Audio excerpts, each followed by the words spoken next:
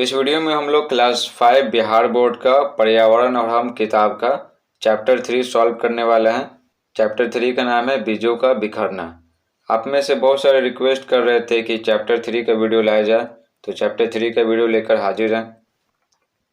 इसमें हम लोग पढ़ेंगे कि बीज एक जगह से दूसरी जगह कैसे चले जाते हैं और बीजों से अंकुरण कैसे होता है और अंकुरण होने के बाद कौन कौन से बीज पौधे में बदल जाते हैं, इन्हीं के बारे में हम लोग पढ़ेंगे। तो चलिए बिना समय गवाए वीडियो को स्टार्ट करते हैं। लिखा हुआ उत्क्रमित मध्य विद्यालय बसबुटिया चंद्रमंडी के बच्चे जैन धर्म के 24वें तीर्थंकर वर्धमान महावीर के मंदिर का दर्शन करने जमुई जिला के सिकंदरा प्रखंड स्थित लछुआर गांव आए थे। इसे जैनियों का एक समूह भगवान महावीर की जन्मस्थली मानता है। तो देखिए यहाँ पर क्या लिखा हुआ, वर्धमान लिखा हुआ, फिर महावीर लिखा हुआ, तीर्थंकर लिखा हुआ, 24वें तीर्थंकर और यहाँ लिखा हुआ जैन धर्म। तो चलिए सबसे पहले इन सारे शब्दों को अच्छे से समझ लेते हैं। देखिए आप सबको पहले ही पता होगा कि धर्म ढेर सारे हैं। इनमें मुख्य धर्म इस प्रकार है: हिंदू, इस्लाम, इस्लाम यानी मुस्लिम, तो हिंदू, मुस्लिम, सिख, ईसाई, बौद्ध, जैन, पारसी, तो ये सब धर्म के नाम हैं। धर्म तो ढेर सारे हैं, लेकिन ये सब क्या मुख्य धर्म है। हमें चैप्टर में जैन धर्म के बारे में पढ़ना है, तो चलिए पढ़ते हैं। तो जैन धर्म के कुछ इंपॉर्टेंट सिद्धांत पढ़ लेते हैं, क्योंकि थोड़ा बहुत आइडिया होना जरूरी है कि जैन धर्म क्या है, इसमें कौन कौन सा सिद्धांत है, थोड़ा बहुत पता होना जरूरी है। देखिए जैन धर्म है ना, जैन धर्म में किसी देवी देवता का पूजा नहीं किया जाता है। इसमें आत्मा को परमात्मा माना गया। इसमें बोला गया है कि आत्मा की प्राप्ति के लिए हमें ध्यान करना चाहिए, तपस्या करना चाहिए। और जैन धर्म में बोला गया है कि सभी जीव अपने कर्मों का फल भोगते हैं। जैन धर्म का मूल सिद्धांत की बात करें ना, तो सत्य, अहिंसा को बहुत अच्छा गुण माना गया, अहिंसा। तो जैन धर्म का पालन करने वाले लोग है ना, खेती नहीं करते हैं।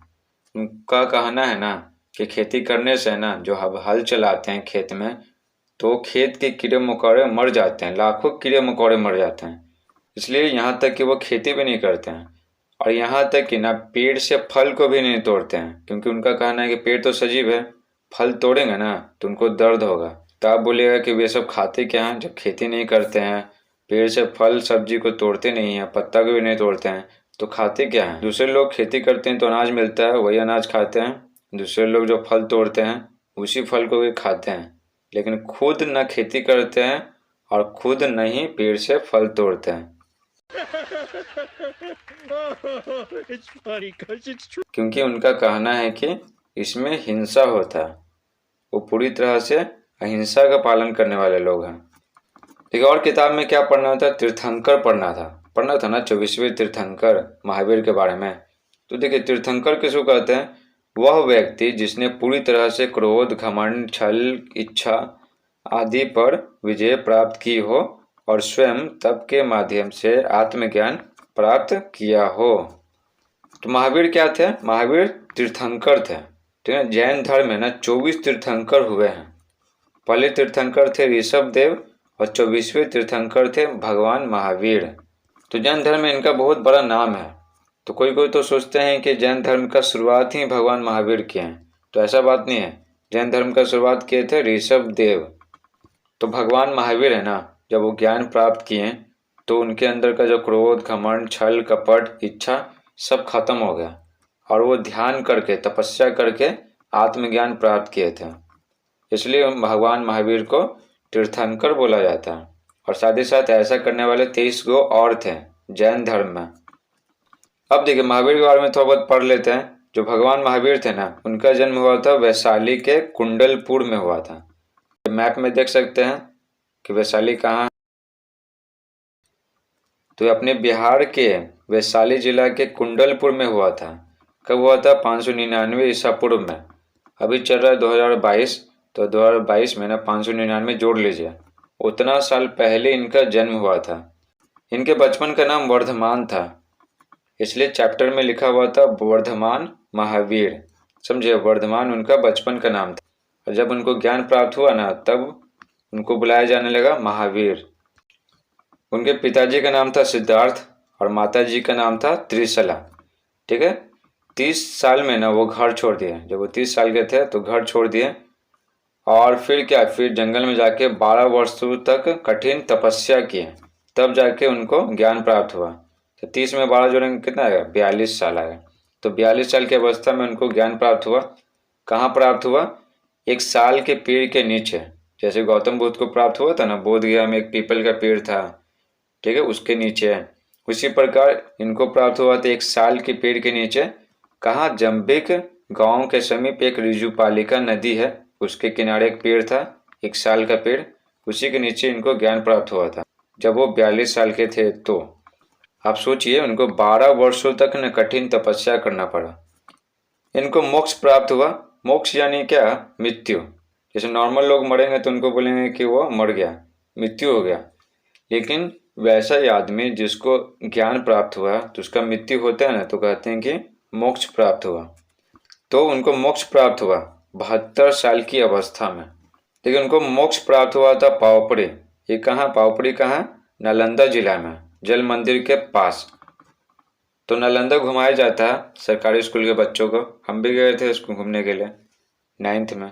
आप भी जाइएगा 9th में तो आपको भी घुमाया जाएगा। नालंदा ही स्पेशल घुमाया जाता है क्योंकि ये बगल में है। सुबह में जाते हैं और 8-9 बजे तक सीधे घर पहुंच जाते हैं।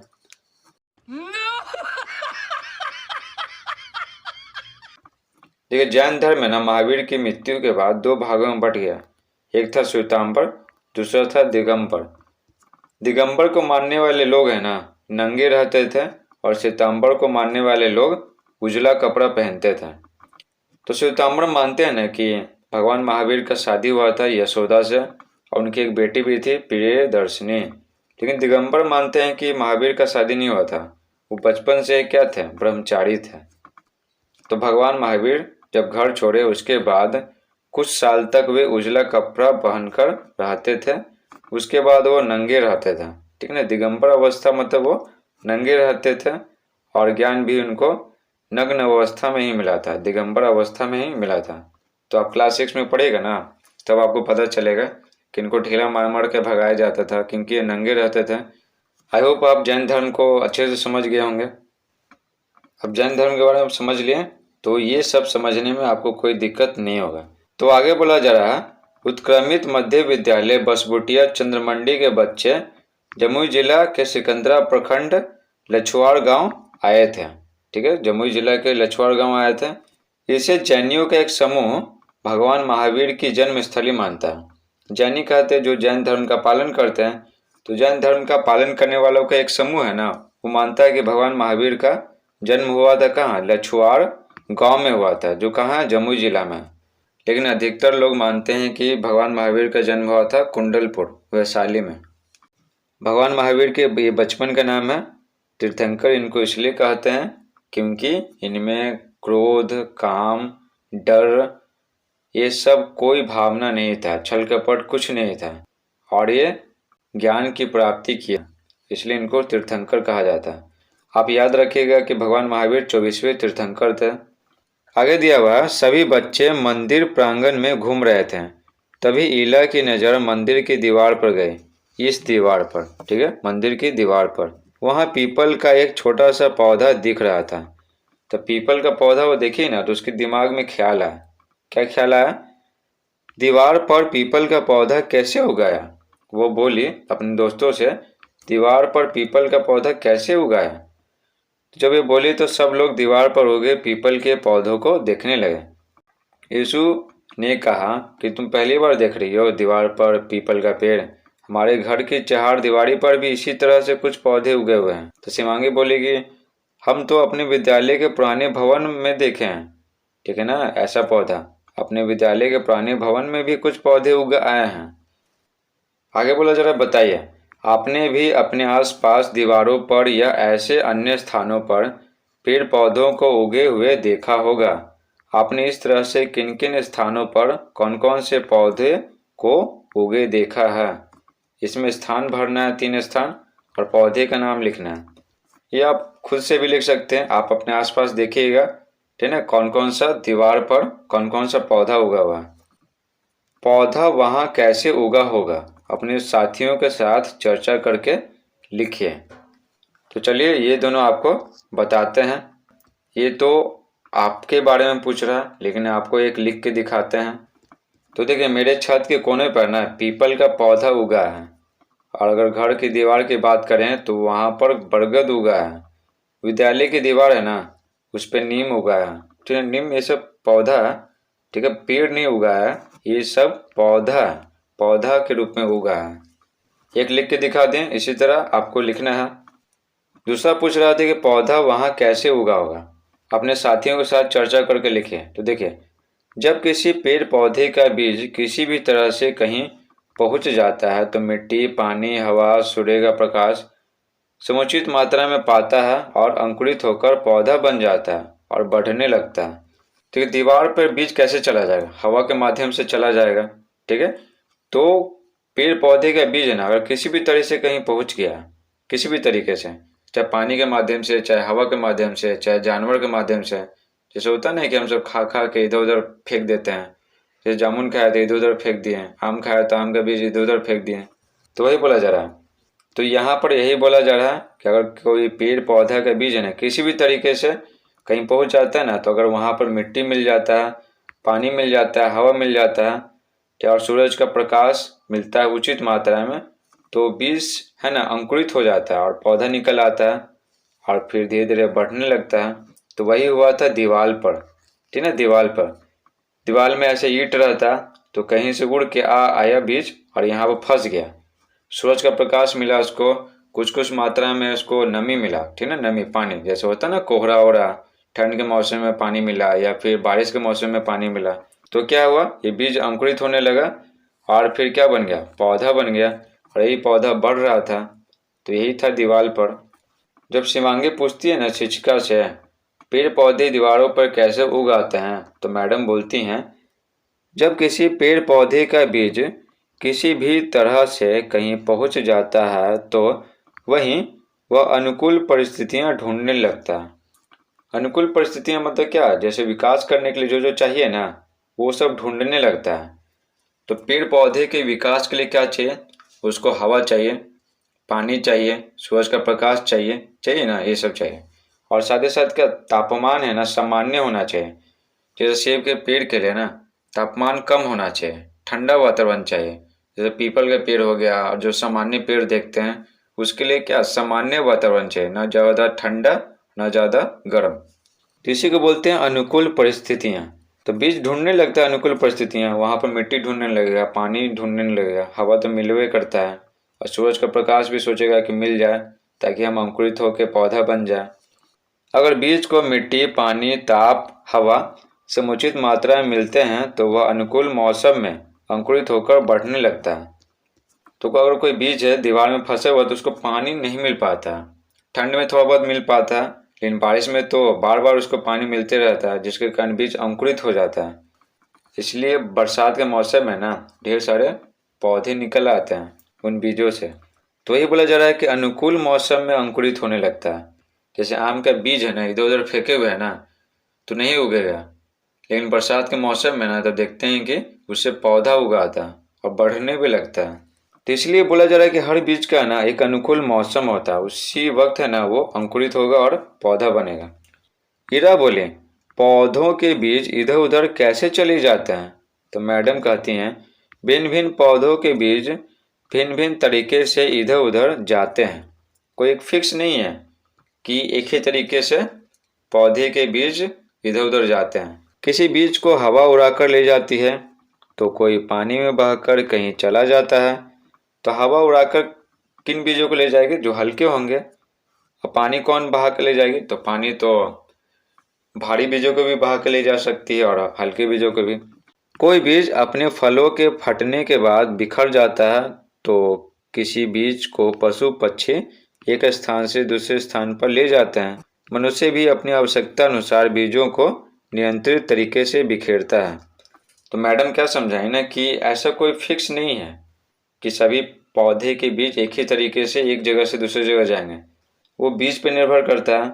हल्का बीज रहेगा तो हवा उड़ा के ले जाएगा, और वो पानी में है और कोई पौधा जैसे कमल का पौधा, भेंट का फूल का पौधा, ठीक है, सिंघाड़ा का पौधा, तो वो सब क्या पानी में बहकर इधर उधर चला जाएगा उसके बाद एक कोई कोई बीज होते हैं ना तो पकते हैं ना, ठीक है, तो फट जाते हैं। अब फटने से क्या होता है, वो बिखर जाता है, जैसे सरसों हो गया, राई हो गया, ये सब। और किसी किसी बीज को ना पशु पक्षी एक स्थान से दूसरे स्थान पर ले जाते हैं, ठीक है, वो खाते होते हैं। जैसे मान लेते हैं कि तोता है तो वो अमरूद खाया, तो अमरूद का बीज है ना वो एक जगह से दूसरी जगह फैला देता है। और मनुष्य अपने आवश्यकता अनुसार बीजों को नियंत्रित तरीके से बिखेरता है। जैसे मान लेते हैं गेहूं उपजाना है, धान उपजाना है, तो धान के बीज क्या करते हैं, खेत में छिड़कते हैं, ठीक है, नियंत्रित तरीके से। ऐसा नहीं है कि एक जगह बहुत ज़्यादा छिड़क दिए, एक जगह बहुत ही कम। इसलिए यहाँ पर बोला जा रहा है आवश्यकता अनुसार छिड़कते हैं। हमको फसल का उत्पादन करना रहता है ना, तब नहीं छिड़कते हैं। ईरा बोली, पौधों के बीजों का एक स्थान से दूसरे स्थान पर जाने का राज क्या है? तो ईरा जानना चाहती थी ना कि क्यों पौधे के बीज एक स्थान से दूसरे स्थान जाते हैं, क्या जरूरत है? तो मैडम बोलती हैं, इसे जानने के लिए आइए पहले विचार करें कि अगर किसी पेड़ पौधे जैसे इमली या नींबू के सारे बीज उसके पेड़ के नीचे ही गिर जाएं तो क्या होगा? तो मैडम क्या बोलें? बोलें कि अगर एक पेड़ है, ठीक है, अगर एक पेड़ है उसका सारा बीज है ना, उसका सारा बीज उसी पेड़ के नीचे गिर गया, ठीक है, तो क्या होगा? टीसू बोली, सभी बीज उग जाएंगे। तो सभी बीज से क्या होगा, पौधा उग जाएगा। ईशु बोले, शिवांगी बोली, नहीं नहीं, कुछ बीज ही उगेंगे, ठीक है, इनमें से क्या है, कुछ बीज ही उगेगा। हीरा बोली, कोई बीज नहीं उगेगा, कोई नहीं। आगे हीरा बोली, अगर बीज उगेंगे भी तो वे बढ़ नहीं पाएंगे और मर जाएंगे। तो पहले तो बोले कि कोई बीज नहीं उगेगा, दूसरी बार बोले कि क्या, अगर बीज उगेंगे भी ना, तो अगर बीज से पौधा निकलेगा भी ना तो बढ़ नहीं पाएगा और सब के सब मर जाएगा। आगे सवाल है, आपको क्या लगता है अगर किसी पौधे के सभी बीज उसी के नीचे गिर जाएं तो क्या होगा?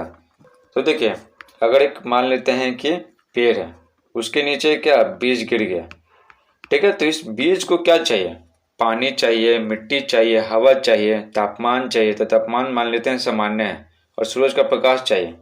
तो किसी पेड़ के नीचे अगर बीज गिरते हैं ना तो उसको पर्याप्त मात्रा में सूरज का प्रकाश नहीं मिल पाता और पानी जितना चाहिए उतना नहीं मिल पाता है, क्योंकि ये पेड़ क्या बहुत बड़ा है, तो सारा पानी उनी है वही ग्रहण कर लेता है। और यहाँ पर आसपास है ना, आसपास हवा है ना, तो ज़्यादा मात्रा में यही पेड़ ग्रहण कर लेता है, जिसके कारण इन बीजों को अंकुरित होने के लिए जो वातावरण चाहिए ना, जो परिस्थितियाँ चाहिए, वो मिल नहीं पाता और वो अंकुरित नहीं हो पाते हैं।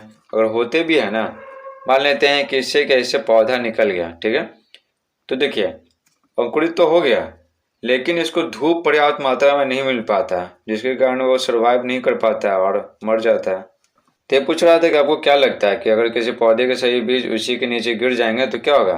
तो उत्तर लिखेंगे, यदि किसी पौधे के सही बीज उसी के नीचे गिर जाएं तो कोई जरूरी नहीं कि सही बीज उग जाएंगे और वृद्धि करेंगे।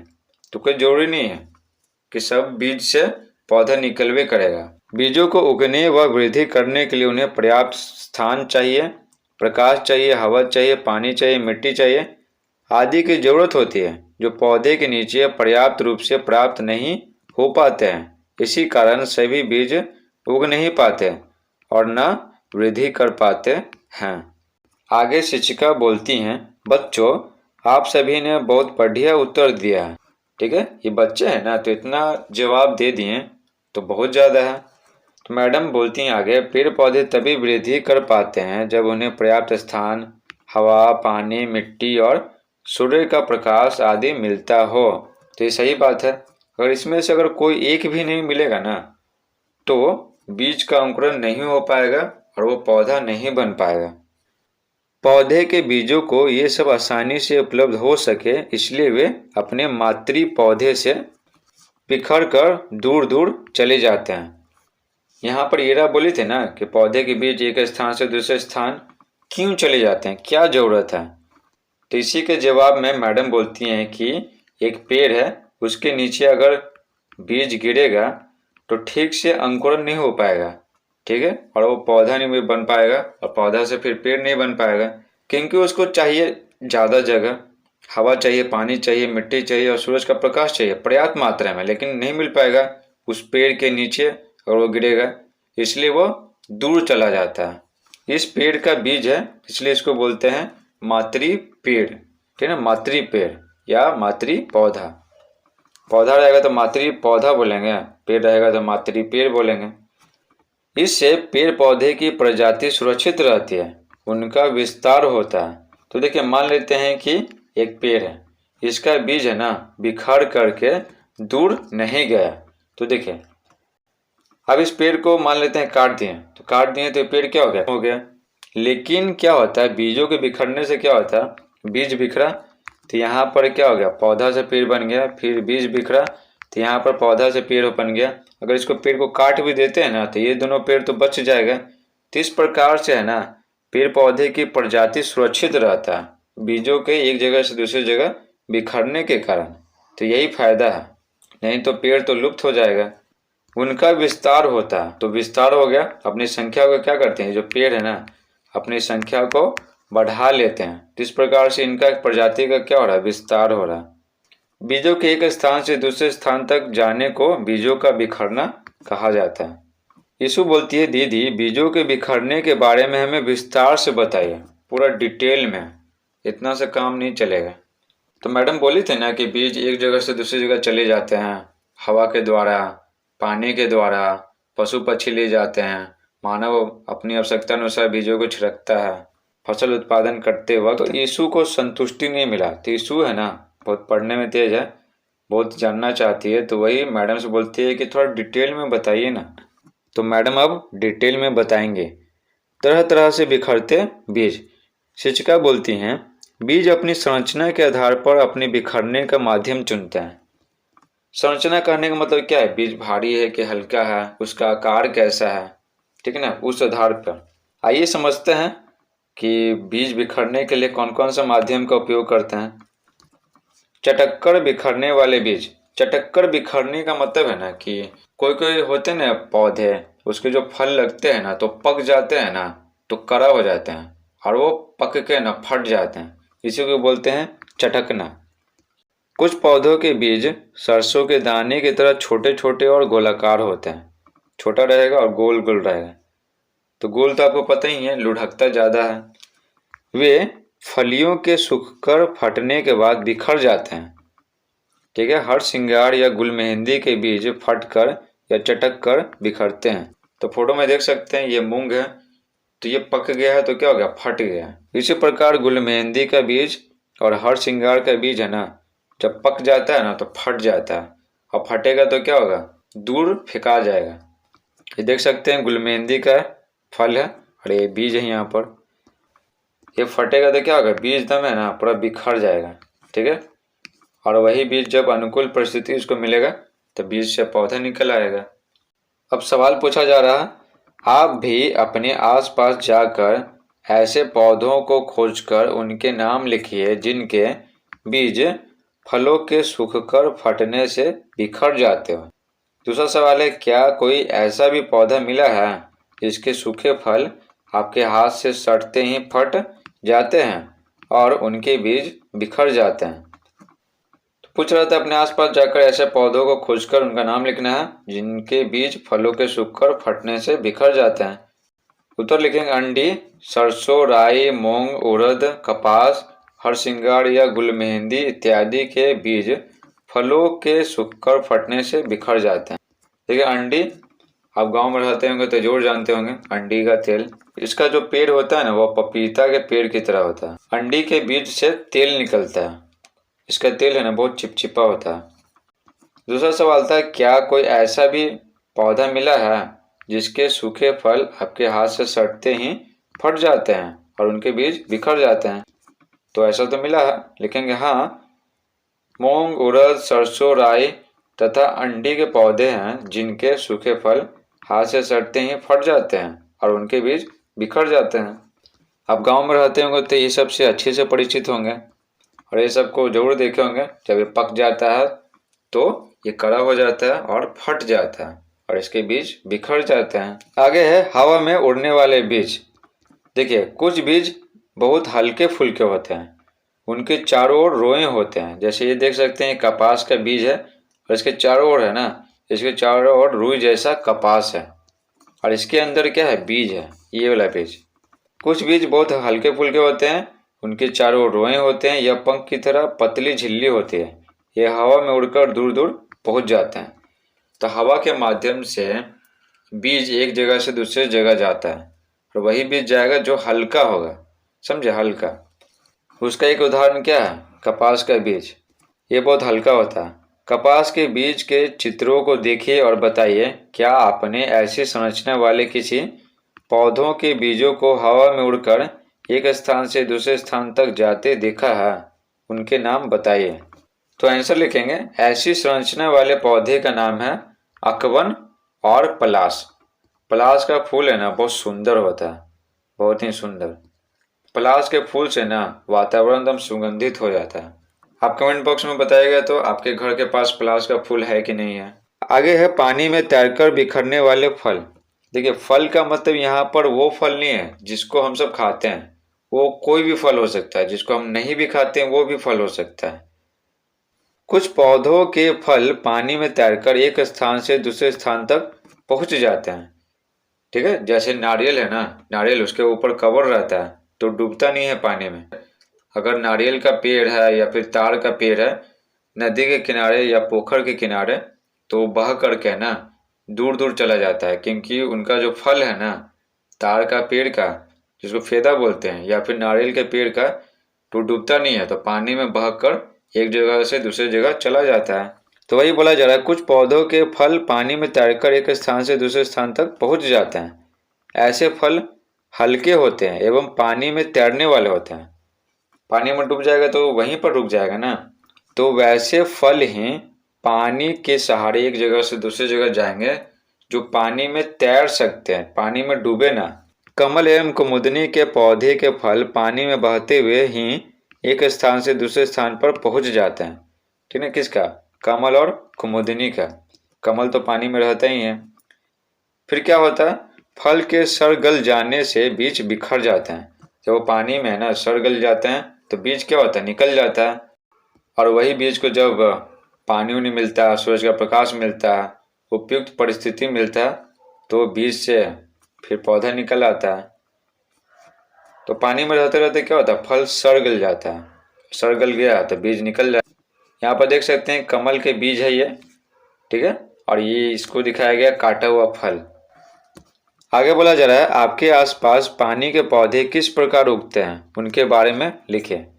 पानी के पौधे, तो पौधे का नाम लिखना है 1 2 3 4 4 गो, और बीज डूबता है कि नहीं डूबता है ये लिखना है।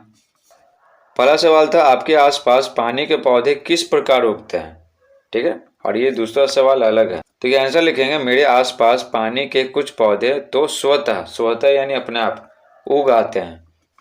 तो मेरे गांव में ना देखते थे कि एक तालाब है, ठीक है ना, तालाब, सड़क बना ना, तो दोनों तरफ से मिट्टी को निकाल लिया गया खोद करके, तो गड्ढा हो गया। तो जब भी बारिश होता है ना तो देखते हैं क्या भेंट का फूल अपने आप उगाता है।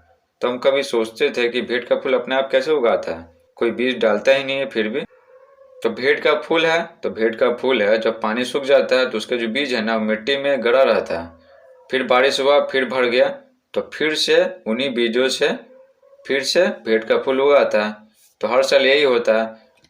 तो यहाँ पर यही बोला जा रहा है, मेरे आसपास पानी के कुछ पौधे हैं ना तो स्वतः उगाते हैं, लेकिन कुछ पौधों के बीज डाला भी जाता है। जैसे सिंघाड़ा खुद नहीं उगेगा, उसको लगाना पड़ता है। कमल और कुमुदनी के पौधे के फल पानी में बहते हुए एक स्थान से दूसरे स्थान पर पहुंच जाते हैं। फिर क्या होता है? फल के सड़ गल जाने से बीज बिखर जाते हैं और स्वतः यानी अपने आप उग जाते हैं।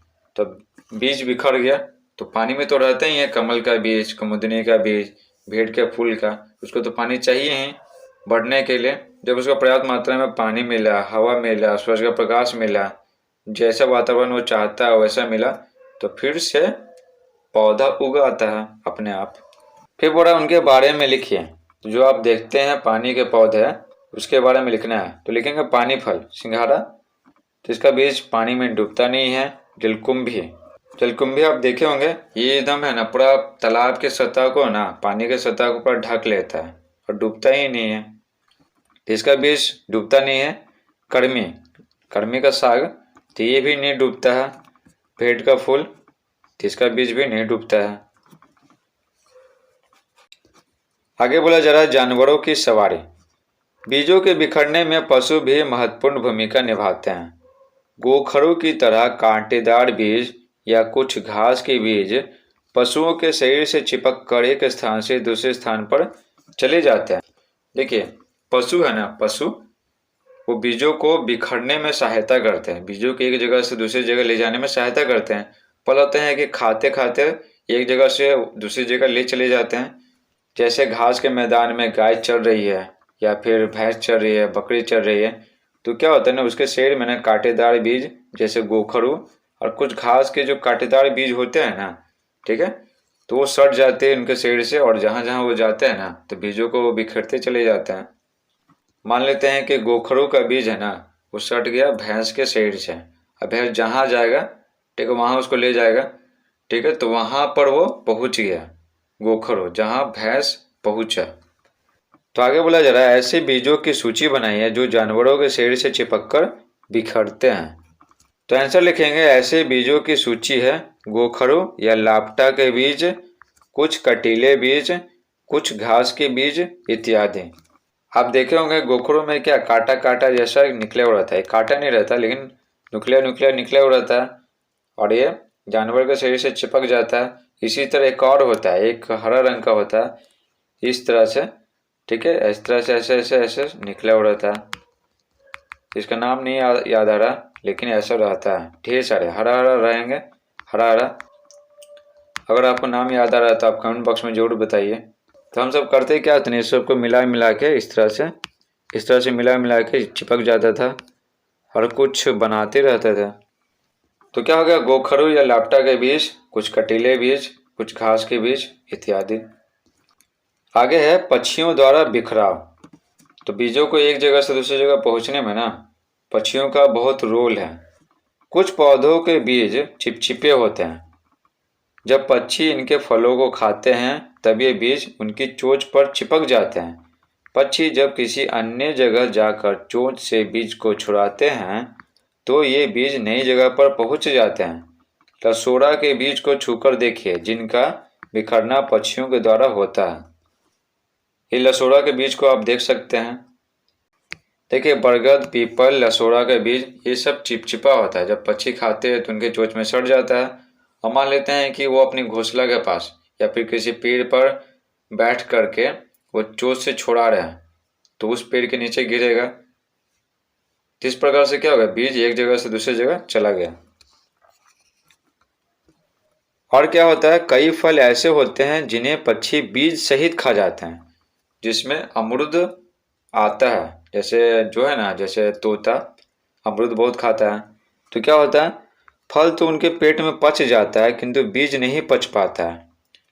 अब जब यही पक्षी जब लैटिंग करते हैं तो बीज बाहर निकल जाता है और फिर वही बीज है ना, जब उसको अनुकूल वातावरण मिलता है तो उसी बीज से पौधा निकल जाता है। तो ये बोला जा रहा है कि वही अनुकूल परिस्थितियों में अंकुरित हो जाता है, वही बीज जो लैटिंग किया है पक्षी उसी में बीज था और फिर उससे पौधा निकल आता है। तो पक्षी है ना बहुत महत्वपूर्ण भूमिका निभाते हैं बीजों को एक जगह से दूसरी जगह जाने में।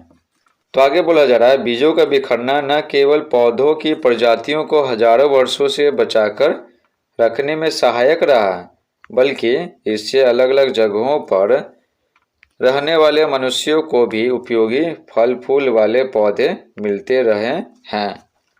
जैसा आपको अभी बताया कि एक पेड़ है या फिर पौधा है, उसका बीज बिखर जाता है ना तो अलग अलग जगह पौधा फिर पेड़ बन जाता है, ठीक है। इससे क्या होता है, इससे अगर एक जगह पे है ना एक पेड़ कट भी जाता है, समाप्त हो जाता है, तो क्या होता है बाकी पेड़ तो बचे रहते हैं। तो इस प्रकार से ना पृथ्वी पर पौधों का प्रजाति को सुरक्षित रखने में ना बीजों का बिखरना महत्वपूर्ण रोल अदा करता है। और इससे क्या फ़ायदा हुआ कि एक जगह क्या था, पेड़ था, इसका बीज बिखर के दूर चला गया तो यहाँ पर आ गया, ठीक है, इसका बिखर के दूर चला गया तो यहाँ पर आ गया। इस प्रकार से वहाँ रहने वाले लोगों को ना बीजों के बिखरने से फ़ायदा होता है। तो आगे बोला जा रहा प्रकृति भी बीजों के बिखरने में सहायता पहुँचाती है तथा उनके बिखरने हेतु मतक के लिए बीजों में उपयुक्त अनुकूलता भी उत्पन्न करती है। तो प्रकृति के द्वारा ऐसा व्यवस्था किया गया है ना कि बीज जो रहेंगे छोटे छोटे वो हवा के द्वारा बहा के ले जाएंगे, या फिर पानी के द्वारा जो भारी बीज रहेंगे, ठीक है, तो वो भी क्या होते हैं, पानी में क्या होता है ना, पानी में डूबते नहीं है, बहुत सारे भारी तो रहेगा लेकिन पानी में नहीं डूब पाता। जैसे तार का जैसे फेदा हो गया या फिर नारियल हो गया, ठीक है, तो अंदर कठोर है लेकिन बाहर क्या, बाहर रेशा रेशा प्रकृति के द्वारा ना बनाया गया है, ठीक है, ताकि ये पानी में बह के एक जगह से दूसरी जगह पर चला जाए, ठीक है। इस प्रकार से ना प्रकृति के द्वारा ऐसा व्यवस्था किया गया है। तो प्रकृति क्या करती है, बीजों के बिखरने में सहायता पहुंचाती है। इस प्रकार से पूरा चैप्टर समाप्त हो गया। आई होप आपको ये वीडियो पसंद आया होगा, और पसंद आया तो वीडियो को लाइक जरूर करें और कमेंट बॉक्स में जरूर लिखें कि चैप्टर 4 कौन पढ़ना चाहता है।